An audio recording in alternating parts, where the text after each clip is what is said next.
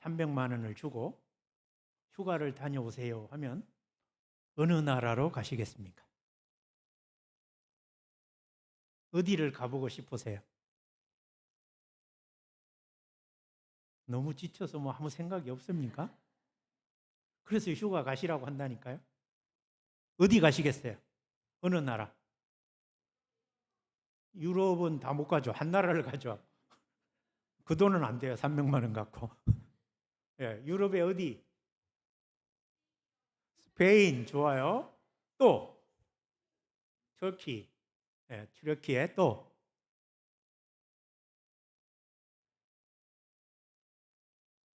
마스크를 써서 잘 안 들려요. 또 가고 싶은 나라 없으세요?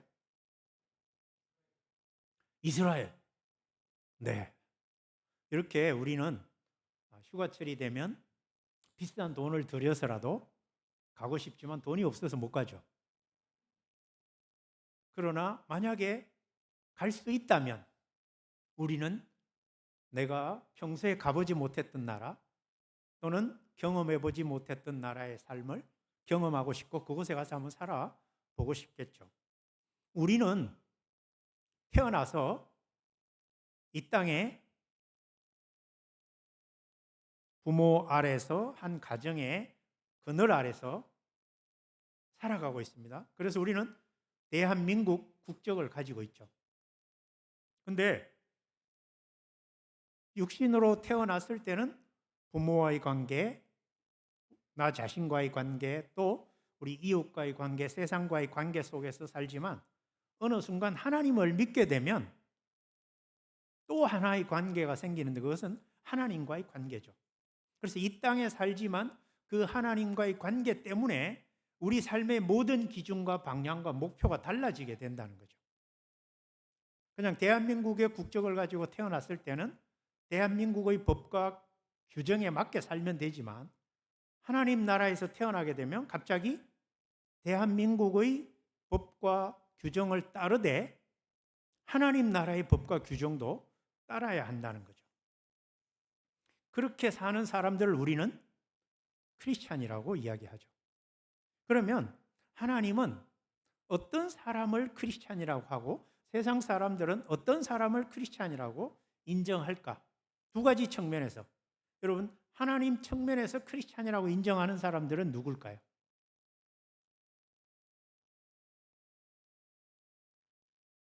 저와 여러분이잖아요. 혹시 여기 불교 신자 계세요? 아니죠. 모두 다 크리스찬입니다. 그렇죠? 그럼 하나님 보시기에 크리스찬이라고 하는 이유가 있다면 단 하나, 내 아들 예수 그리스도를 믿느냐죠. 그럼 여러분 언제 태어나셔서 하나님 나라로 들어가셨어요? 몇 년이나 하나님 나라 백성이 되셨습니까? 뭐 어머니 뱃속에서부터 태어난 친구들도 있고 대학 와서 또는 뭐 결혼하고 다양하죠. 그러나 언제 하나님 나라로 들어오게 되었든 간에 들어올 수 있는 기준은 예수 그리스도밖에 없었고 예수 그리스도 이외에 어떤 방법으로도 하나님은 그 나라에 들이시지 않잖아요. 그렇죠? 그러면 이제 그런 사람들이 모인 것이 교회인데 교회 안에 있는 사람들이 교회 안에서만 사는 것이 아니라 세상에 나가서 살기 때문에 세상 사람들은 그러면 그리스도인들을 무엇을 보고 그리스도인이라고 하느냐라는 거죠. 여러분, 우리를 보고 세상 사람들이 아, 당신 그리스도인이군요 하고 말할 수 있는 근거가 뭐가 있을까요? 뭐 보고 우리를 그리스도인이라고 하죠? 하나님은 예수 그리스도를 그리스도인의 기준으로 삼지만 세상 사람들은 예수 그리스도 보고 우리를 그리스도인이라고 하지는 않을 수도 있거든요. 그럼 뭘 보고 그리스도인이라고 할까요? 여러분이 그리스도인이라고 할 때 다른 주변 사람들이 뭐 때문에 그리스도인이라고 하던가요? 크게. 예? 교회 다니는 것. 또, 또 뭐 있습니까? 크게 얘기해 줘도 돼요.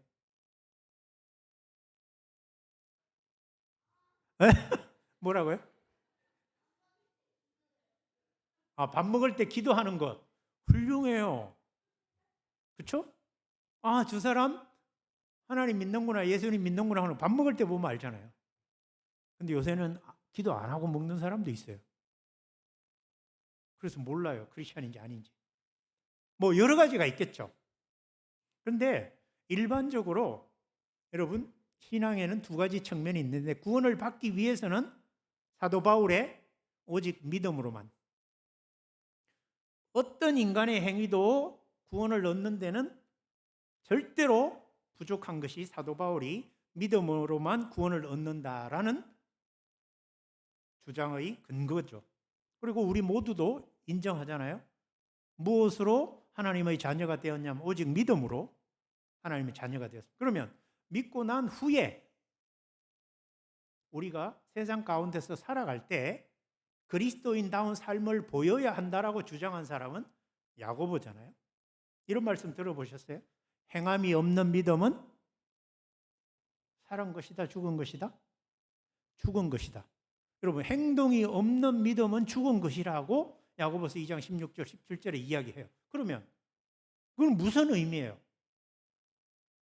그것은 구원받은 이후에 그 사람이 정말로 그리스도인지를 세상 사람들에게 보여주는 방식은 믿는 사람의 행동이 수반될 때만이 그리스도인임을 보여줄 수 있다라는 거죠. 바꾸어 말하면 우리가 하나님 나라에 속했다는, 예수 그리스도를 구주로 믿고 하나님 나라에 속했다는 것을 세상에 보여주는 방식은 우리가 행동으로 삶을 살아내는 것 외에는 세상 사람들이 우리를 그리스도인이라고 알 수 있는 방법이 없다라는 거죠.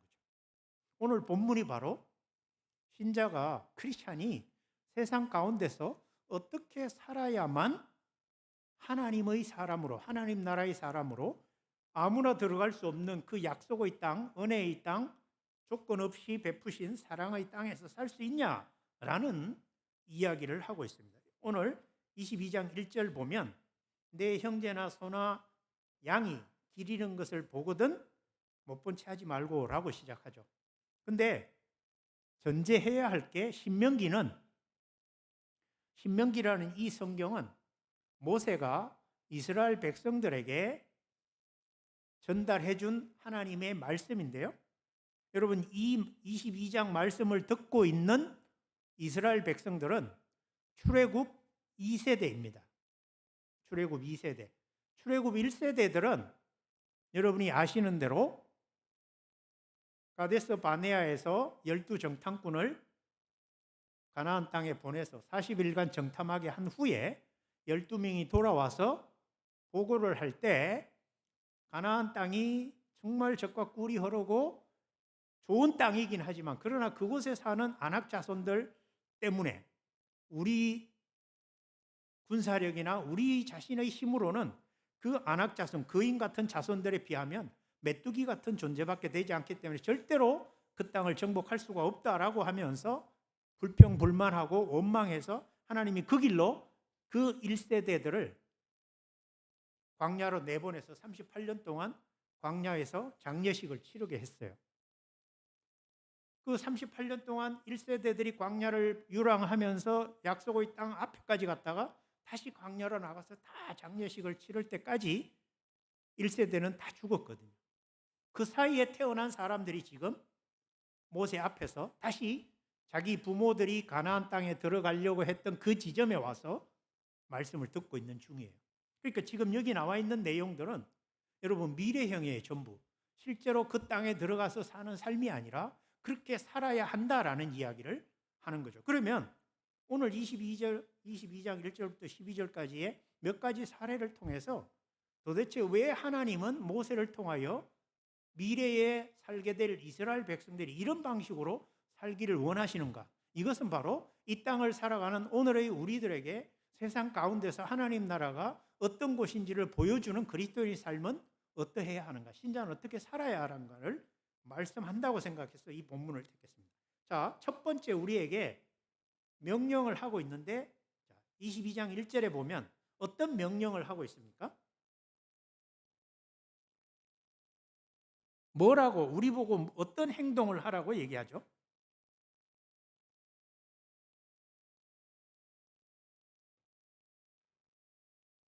조금 힘드시더라도 대답을 좀 해주세요. 자, 소나 양이 길 잃은 것을 보거든 어떻게 해요? 주인한테 찾아서 돌려주라. 자, 여러분 혹시 소 먹이거나 뭐 해보신 적 잘 없죠? 저는 촌놈이라 초등학교, 국민학교 때 학교 갔다 오면 매일 소 몰고 산에 가서 풀 뜯긴다고 그랬거든요. 소 풀을 먹여요. 그래서 소를 풀어놓고 우리는 이제 저녁에 소 먹일 풀을 낫으로 깎아서 삼태기에 지고 이제 저녁에 집으로 돌아오죠. 해지면 소 몰고. 그래서 풀을 뜯기로 와서 소를 놔둬요. 근데 소들이 잘 먹다가 어떤 때는 나무 밭으로 가고 산 넘어서 다른 동네로 가기도 했어요. 그러면 그 소를 잃어버리잖아요. 저녁이 돼도 우리가 못 찾거든요. 그러면 이제 집에 돌아오면 난리 나는 거죠. 온 동네 주민하고 소를 찾아야 된다고. 결국 그날 밤 못 찾으면 그 이튿날 이웃 마을에서 소를 몰고 와요. 이거 누구네 소냐고. 우리 마을에는 이 소 주인이 없다고. 그런 식으로 이제 우리는 살았었어요. 그래서 이 말이 너무도 이해가 잘 돼요. 근데 여기 보니까요. 소나 양이 길 잃은 것을 보면 여러분 밑줄 짝 계속 반복하는 말이 뭐예요? 4절까지. 반복되는 단어? 못 본 채 하지 말라. 여러분, 그리스도인은 세상을 살아갈 때 못 본 채 하고 살면 안 된다라는 거예요. 그러면 무엇을 못 본 채 하지 말라는 거예요? 여기 나오는 단어의 소나 양은 여러분 소나 양을 위한 것이라기보다는 그 소나 양의 누구?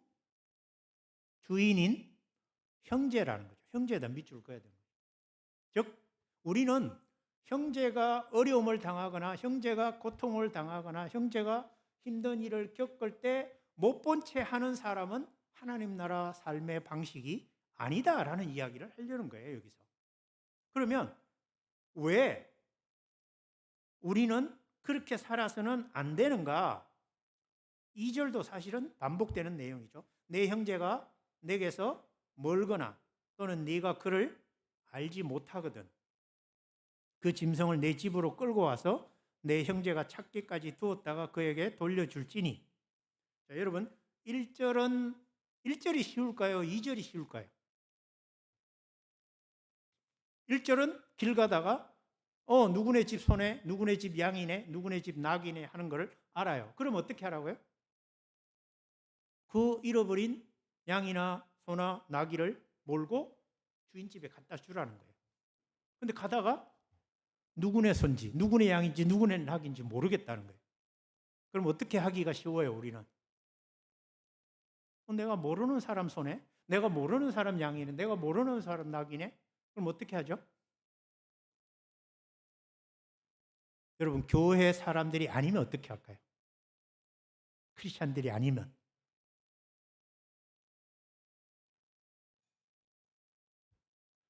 알지만 말을 안 하시려는 거죠. 여러분, 누구네 고양이를, 누구네 개를 복날에 어떻게 해먹었다? 나중에 물어보니, 아니, 주인이 없길래 그랬다. 누구네 고양인지 누구네 개인지 몰라서 그랬다. 여러분, 복날에 이게 딱 걸리면 얼마나 좋겠어요. 그죠? 누구네 손지 몰라요. 근데 첫 번째는 할 수 있겠죠, 여러분. 주인을 알면. 갖다 주는 거 그 정도는 우리는 선의의 마음으로라도 할 수 있어요. 근데 두 번째는 조금 보셔요.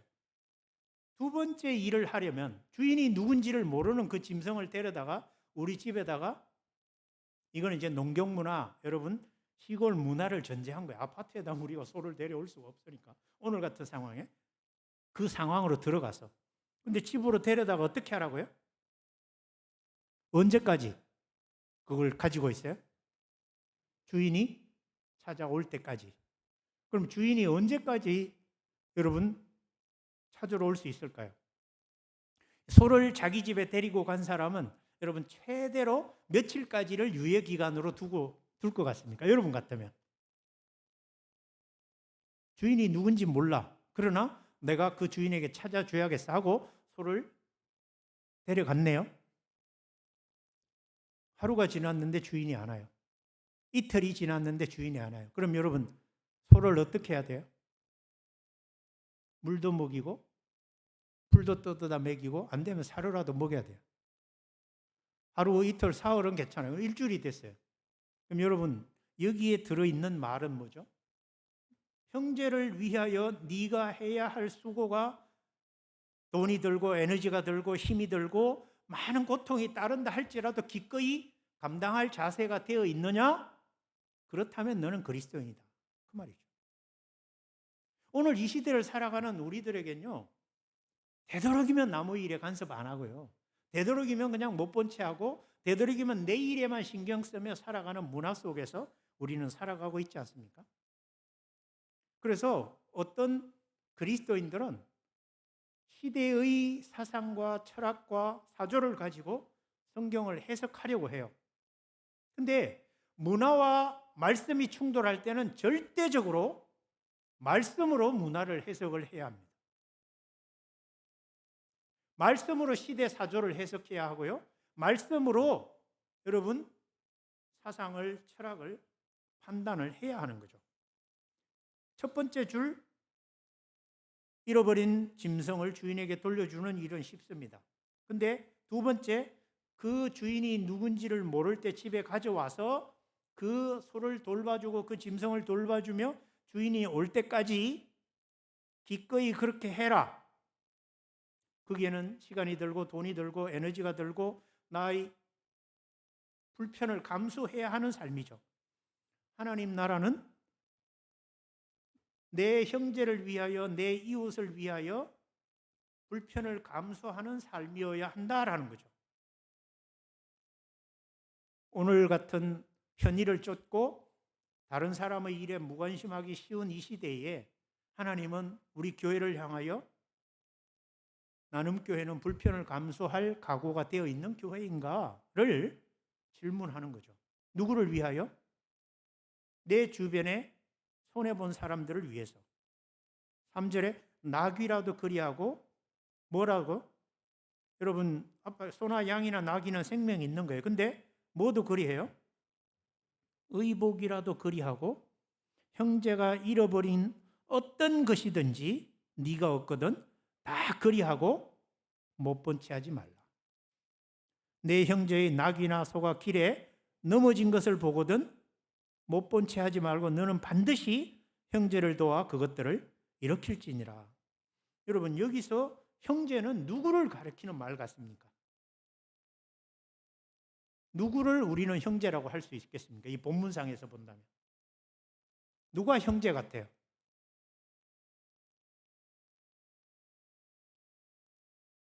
여러분 이 문맥상으로는 이스라엘 백성들이 가나안 땅에 들어가서 살 때에 이스라엘 민족 전체를 가리키는 말이죠.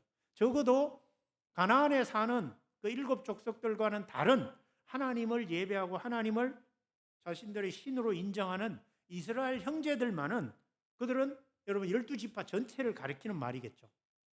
거리와 상관없이 너희가 약속의 땅에 들어와서 하나님의 이름으로 사는 모든 사람은 다 형제다라는 거죠. 근데요, 여러분 예수님께서 마가복음에서 12장에서 형제의 개념을 새롭게 정리하시죠. 누가 나의 어미요 아비냐?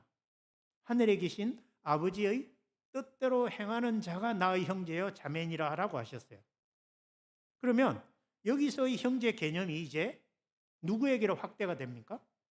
하나님의 뜻대로 살려고 하는 사람들, 하나님의 말씀대로 살려고 하는 사람들이라는 거죠. 그러면 오늘날의 교회의 모든 성도들에게 다 해당되는 말이 아니겠습니까?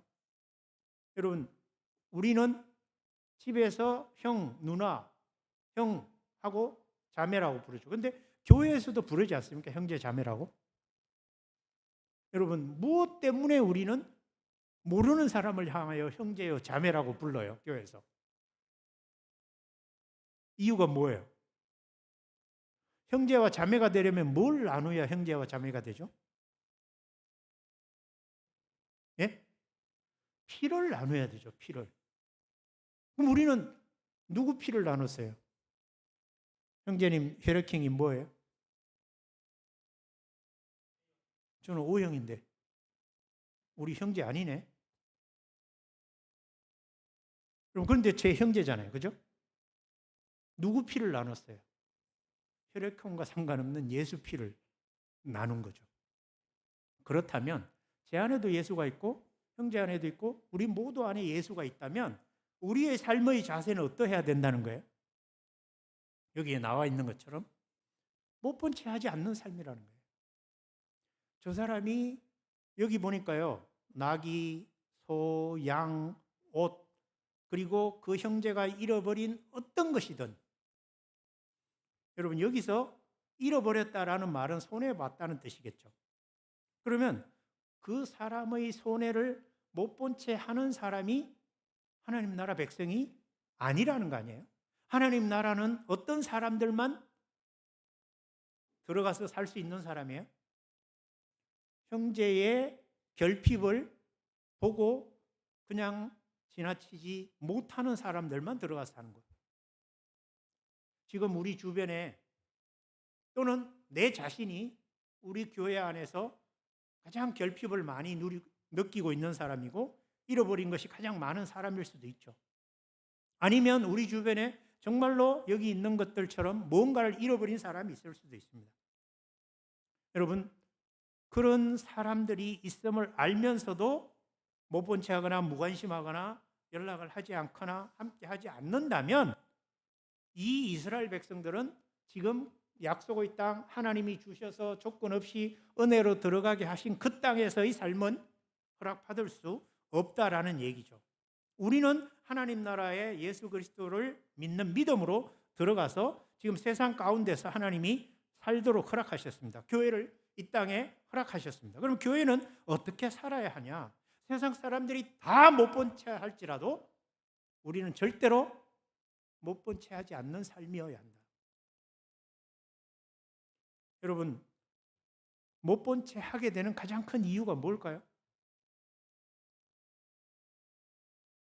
못 본 채 하는 이유는 불편해서요. 내가 불편하기 싫다는 거예요.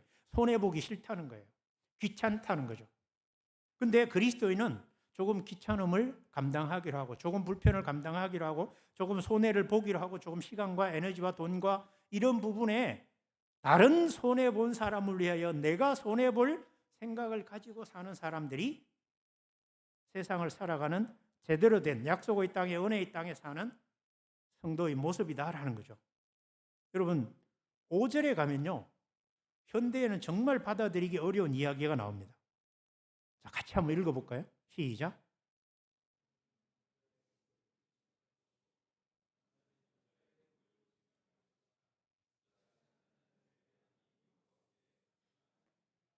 결혼하신 분들 중에 혹시 뭐 남편 옷을 아내가 입어보거나 아내 옷을 남편이 입은 적 있으신가요?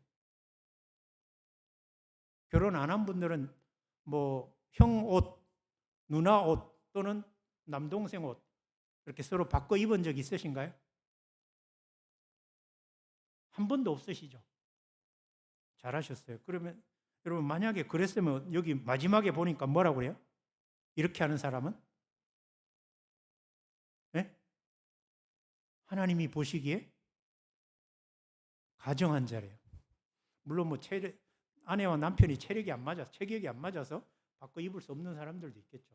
근데요 집에서는 바꿔 입을 수도 있어요. 근데 여러분 이게 이제 오늘날 문화로 보면 이 말은 어떻게 해야 되죠? 성경에서 여자는 남자의 옷을 입지 말고 남자는 여자의 옷을 입지 말라 이 말씀은 성경에서 빼야 될 말씀이잖아요.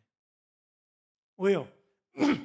요새 유니섹스라고 해가지고 남자가 여자 옷, 여자가 남자 옷 막 입잖아요. 바꿔서. 아니 뭐 어떤 게 남자 옷인지 구분도 안 될 정도로 시장에서 파는 것도 있고요.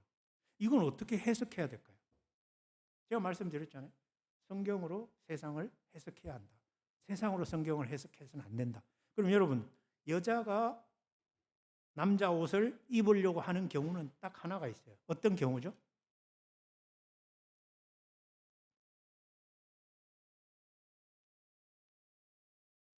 남자가 여자 옷을 입는 경우. 트랜스젠더죠. 그러면 여러분, 하나님은 세상을 창조하실 때 남자와 여자를 창조하셨어요. 그걸 생물학적으로 영어로 SEX라고 그래요. 남자 염색체는 뭐죠? XX와 XY가 있는데 XX는 남자예요, 여자예요? 제가 너무 어려운 질문을 했군요. 생물학 시간. XX는 여자예요? XY는 남자예요. 자, 그럼 트랜스젠더가 돼요. 그러면 여러분, 남자가 여자로 성전환을 했어요. 그러면 뭘로 바뀌어야 돼요? 염색체가?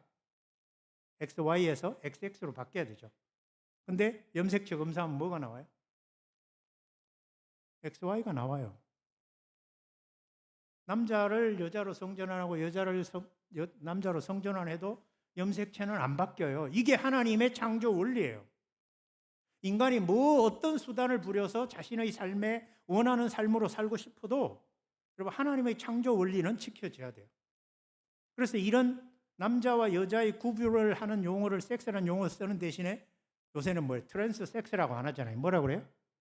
젠더라는 단어를 써죠. 이거 사회학적 용어거든요. 젠더는. 왜냐하면 남녀 구분을 모호하게 하기 위해서 도입한 용어예요. 통칭해서 그냥 성이라는 것을. 지금 가장 문제가 되고 있는 것 중에 하나가 평등가정법이라는 거예요. 지금 국회 청원을 대해서 여러분 통과되기 전인데 모든 기독교인들이 되도록이면 반대 서명을 해야 돼요. 국회 통과되기 전에. 이게 되면 남자와 남자가 결혼해서 가정을 이뤄도 가정으로 인정해주고 여자와 여자가 가정을 해도 아니면 여자와 고양이가 가정을 해야 결혼을 해서 신고를 하고 가정이라고 하면 그것도 가정이라고 해야 된다는 거죠. 이게 평등가정법이라는 거예요. 요새는 여러분 포괄적 그 성 개념에서 이제는 자꾸 반대가 심하니까 평등가정법이라는 이름으로 바꿔놨어요. 지금 이게 그걸 이야기하는 거예요. 5절에. 하나님의 창조 원리에 거슬러서 살려고 하는 인간 문화들은 어디서는 여러분 하나님 보시기에 가정한 거예요? 하나님 나라의 삶의 방식에는 맞지 않는다라는 거죠. 생물학적으로, 의학적으로 성의 경향이 있어서 자기가 성을 선택할 수 있다라고 말하는 사람들이 있는데요. 그건 절대로 과학적으로 맞지 않는 이야기예요. 하나님이 실수하시면 남자를 여자로 만들고 여자를 남자로 만들고 그럴 수 있지만 하나님은 실수하지 않으시거든요. 남자는 남자고 여자는 여자예요. 무슨 일이 있어도 절대로 여러분 XXY 이런 형태는 없어요. 딱 정해진 거 외에는. 그렇다면 우리는 여기서 하나님 나라에 여러분 들어가서 살려면 어떤 모습으로 살아야 하는가? 세상 풍조가 뭐라고 하든 간에 남자와 남자, 여자와 여자 여러분 이 하나님의 창조 원리가 무너지면 하나님이 창세기 1장 28절에 말씀하셨던 인간에게 주신 생육하고 번성하여 땅에 충만한 이 축복부터 무너질 수밖에 없거든요. 여러분 남자와 남자가 결혼을 하면 부부가 되면 아기를 낳을 수 있나요? 못 낳죠. 여자와 여자가 여러분 결혼하면 아기를 낳을 수 있나요? 최근에 레즈비언 부부 한 여자가 자기가 임신했다고 언론에 밝혔죠. 근데 그럼 이 여자는 어디서 아기를 씨를 받았어요? 대한민국에서는 불법이니까 벨기에 가가지고 정자은행에서 누구 건지 모르는 정자를 받아서 임신했어요. 그리고 자기 아이라고 그래요. 여러분 이게 세상 문화라는 거예요. 그럼 우리는 어떻게 살아야 하냐는 거죠. 하나님의 창조 원리, 하나님의 창조 규칙을 깨뜨리는 어떤 행위에 대해서도 우리는 아니다라고 이야기할 수 있어야 하고 우리는 그렇게 살아서는 안 된다는 거죠. 왜요? 결국 우리는 어디 가서 궁극적으로 살게 될 것이기 때문에 하나님의 약속의 땅 안에 들어가서 살아야 하기 때문에 이 땅 세상에서 어떤 문화 속에서 살든 그거 개념치 않을지 모르지만 그러나 마지막 날에 가서는 반드시 하나님이 그 나라에 들어오게 하지 않으신다. 그것은 하나님 앞에 가정한 일이다라는 거죠. 그 다음 구절을 한번 보셔요. 자, 길을 가다가 나무에나 땅에 있는 새의 보금자리에 새끼나 알이 있고 어미새가 그의 새끼나 알을 품은 것을 보거든 그 어미새와 새끼를 아울러 취하지 말고 어미는 반드시 놓아줘라. 새끼는 취하여도 되나니. 자, 여러분 한번 예를 들어 가다가 새 둥지를 발견했어요. 엄마도 있고 엄마 새도 있고 알도 있어요. 우리는 어떻게 하죠? 일반적으로 속담도 있지 않나요? 어떻게 하죠? 꿩 먹고 알 먹죠. 여러분 우리는 그것이 너무 당연했어요. 누구 입장에서는? 우리 입장에서는. 근데 하나님은 뭐라 그래요? 자, 여러분 어미새하고 새끼새가 있다. 또는 어미새하고 알이 있다. 그럼 누굴 놔주라고요? 여러분 어미새를 놔주겠어요? 여러분 같으면 새끼새를 놔주겠어요? 굳이 둘 중에 하나를 놔야 된다면. 그럼 뭘 잡아야 고기가 많아요? 어차피 새를 잡을 때는 먹으려고 한다면 어미새를 잡죠. 여러분 성경은 뭐라고 그래요? 어미새를 놓아주래요. 여러분 이제는 속담을 바꿔야 돼요. 성경 믿는 사람들은 꿩 먹고 알 먹고가 아니라 알만 먹고 꿩은 살려주고. 여러분 이게 우리 안에 그냥 스며들어 있는 삶의 방식이에요. 근데 성경은 그거 하나까지 점검을 하는 거죠. 너는 이 부분을 실제로 네 삶 속에서 적용하고 있냐? 여러분 왜 이 말씀을 하시는 거예요? 그러면 이렇게 할 수 있는 사람은 무엇 때문에 이렇게 할 수 있을까요? 여러분 왜 어미를 놔주라고 그래요? 새끼는 취하여도 되고 알은 취하여도 되지만 어미를 놔주라고 하는 이유는 어미는 또다시 새끼를 치고 그 종을 번식할 수 있거든요. 생육하고 번성하라는 하나님의 창조 명령과 창조 질서를 수행할 수 있게 해주라 이거거든요. 그러니까 새 하나를 보고도 나는 하나님의 창조 질서 안에 있음을 의식한 사람만이 할 수 있는 행동이잖아요. 교회 다닌다고 여러분 이렇게 행동하는 거 아니에요. 예수 오래 믿었다고 이렇게 행동할 수 있는 거 아니에요. 어떤 사람만이 철저하게 자기가 하나님 나라 백성이고 자기가 하나님이 궁극적으로 내 삶의 모든 기준이라는 것을 알고 있는 사람만이 작은 새 한 마리 앞에서도 하나님의 창조 질서를 생각하고 하나님이 말씀하신 대로 순종하는 삶이 복받는 삶이라는, 여러분 새끼를 취하지 않고 어미를 놔주면 우리에게 하나님 뭐라고 약속을 하셔요? 네가 복을 누리고. 여러분 새 한 마리 어미 새 한 마리 놔줬는데 엄청난 약속이 따라오죠. 이 여러분 네가 복을 누리고 장수한다는 말은 십계명에서 부모 공경하는 것과 같은 거예요. 어미새 한 마리 낳아주는 거나 부모님 돌보는 거나 같은 복을 우리가 받을 수 있다. 왜 이렇게 말씀하시냐? 바로 하나님의 창조 질서를 마음속에 새기고 하나님 나라의 의식을 가지고 이 세상을 사는 사람을 우리에게 요구한다는 거죠. 그 다음을 보십시오. 네가 새 집을 지을 때 지붕에 난간을 만들어 사람이 떨어지지 않게 하라. 그 피가 내 집에 돌아갈까 하노라. 여러분 집을 지을 때 여기서는 이제 그 중동의 주택 구조를 생각해야 되는데 우리는 대부분 지붕이 이렇게 뾰족해서 기와를 얹거나 뭐 스레트를 얹거나 아니면 다른 자재를 하지만 중동은 전부 지붕이 평평해요. 그래서 이 집에서 저 집으로 건너 다닐 수도 있고 또는 지붕에서 온 마을에 소리를 쳐서 위급한 상황을 알리기도 하고 때로는 그 지붕에서 초막절을 지내기도 하고 그래서 평평한 지붕이에요. 우리와는 조금 다른 문화적 배경 하에서 이거 이야기하죠. 근데 여러분 집을 평평하게 짓는 것과 난간을 다는 것은 공사 비용으로 볼 때 어떤 게 더 저렴할까요? 난간을 하지 않는 게 훨씬 저렴해요. 근데 너는 그리스도인이라면 너는 하나님 나라를 의식하고 산다면 무엇까지 생각하라고요? 여기 떨어질 사람은 누구겠어요, 여러분? 일반적으로 보면 네가 새 집을 지을 때 지붕에 난간을 만들어 사람이 떨어지지 않게 하라 할 때 그 떨어질 사람은 누구겠어요? 가까이는 가족일 수도 있지만 여러분 누구를 염두에 둔 거예요? 자기 집을 찾아오는 이웃 사람들을 생각하는 거예요. 그러니까 내 집 짓는데 누가 간섭해? 내 마음대로 설계하고 내 마음대로 구조 만들고 나 편하게 살기 위해서 짓는 집에 왜 내가 다른 사람까지 생각해야 돼? 그럴 수 있잖아요. 굳이 공사 비용을 더 들여서 그렇게까지 할 필요가 뭐가 있어? 더 드리라는 거예요. 손해를 보라는 거예요. 그 손해에 뭐가 담겨 있어요? 이웃에 대한 배려가 담겨 있는 거죠. 그리스도인의 삶은 그러해야 한다라는 거죠. 나의 이익과 나의 기쁨을 위해 하는 모든 일에도 항상 다른 사람이 나의 기쁨과 나의 즐거움 때문에 혹시라도 손해를 보게 될 부분은 없는가라는 것까지 생각할 수 있는 사람이 약속의 땅 하나님의 언약 안에서 살 수 있는 사람이라는 거죠. 그리고요 9절 10절도 마찬가지예요. 내 포도원에 두 종자를 섞어 뿌리지 말라.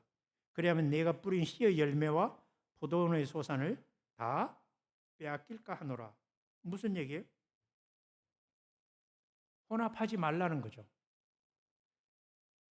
밑에도 소와 나귀를 결의하여 갈지 말며 양털과 배실로 섞어 짠 것을 입지 말지니라. 이것은 그리스도인은 구분되어야 하고 분리되어야 하고 다르게 살아야 한다라는 거죠. 그래서 삶의 모든 영역에서 그리스도인은 저 사람은 왜 저런 사고방식을 가지고 살지? 저 사람은 왜 저렇게까지 행동을 하지? 저 사람은 왜 저런 부분까지 고려하고 저런 행동을 하지? 라는 모습들이 있어야 한다는 거죠. 그래서 이 전체의 핵심 내용은 뭐냐면 당신은 하나님 나라의 백성입니까? 그렇다면 하나님 나라의 백성인 그 모습을 당신은 당신 주변의 이웃들과 사람들과의 사이에서 어떻게 보여주고 있습니까? 라는 거죠. 당신은 불편을 참지 못하는 사람입니까? 당신은 손해보려고 하지 않는 사람입니까? 당신은 당신이 편하기 위하여 남이 불편해도 못 본 채 하는 사람은 아닙니까? 라는 질문들을 우리에게 지금 하고 있는 거죠. 마지막 절은 특별한 절인데요. 뭐라고 그러냐면 너희는 너희가 입는 겉옷의 내귀에 술을 만들지니라. 옷 사면에 술을 달래요. 여러분 거기에 그 술은 뭘 상징하냐면 하나님 말씀을 상징하는 거예요. 옷을 입을 때마다 딱 보고 나는 하나님의 말씀으로 사는 사람이지, 집을 나갈 때도 나는 하나님의 말씀을 가지고 사는 사람이니 세상에 나가서 다른 사람들처럼 형제의 어려움을 못 본 채 하고 나의 유익을 위하여 새와 새끼를 어미와 다 남자가 여자의 옷을 입고 여자가 남자의 옷을 입는 이런 세상 속에서 나는 어떻게 살아야 할지를 늘 생각하고 의식하고 주의해서 살라는 말씀이죠. 여러분 교회는 무엇으로 세상 가운데서 하나님 나라 백성인 것을 보여줄 수 있겠습니까? 오늘 몇 가지 사례를 통해서 우리 안에 너무도 팽배해 있는 경제 개념, 적은 걸 투자해서 많은 것을 얻겠다는 사고방식은 절대 하나님 나라 방식이 아니라는 거예요. 많이 투자해서 손해를 보더라도 여러분 돈 개념이 아니라 우리 삶의 전부에 있어서 내가 덜 행복해지더라도 누군가가 나의 덜 행복해짐으로 더 행복해질 수 있고 나의 수고와 아픔과 헌신으로 누군가가 기쁨을 누리고 누군가가 행복해지고 누군가가 즐거워진다면 나는 그쪽 편을 택하겠다라는 사람들이 많아져야만 그곳은 하나님 나라가 될 수 있다. 그 삶을 살아내야 할 당사자들이 바로 우리 자신들이다. 나는 교회가 그렇게 삶을 살아서 이 땅 가운데 정말로 예수 그리스도로 구원 얻었다는 사실을 세상 가운데서 증명해 보이는 저와 우리 모두 되시기를 예수님 이름으로 축복합니다. 찬송가 341장